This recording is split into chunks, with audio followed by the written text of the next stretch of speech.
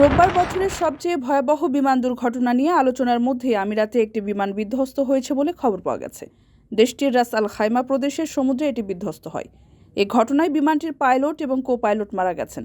এক বিবৃতিতে ঘটনাটি নিশ্চিত করেছে আমিরাতের জেনারেল সিভিল এভিয়েশন অথরিটি। বিমানটি ছিল জাজিরা এভিয়েশন ক্লাবের একটি লাইট এয়ারক্রাফট।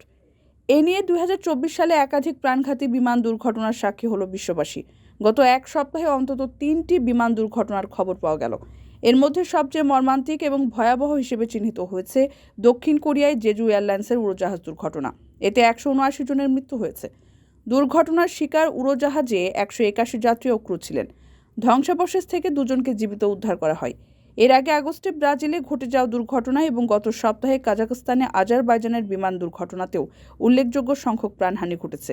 এর বাইরেও চলতি বছর সারা বিশ্বে একাধিক ভয়াবহ বিমান দুর্ঘটনা ঘটেছে, যা বিমান নিরাপত্তা নিয়ে উদ্বেগ সৃষ্টি করেছে। বিদেশ থেকে প্রিয়জনকে উপহার পাঠান প্রবাসী শপের মাধ্যমে। যোগাযোগ করুন স্ক্রিনে দেওয়া নম্বরে।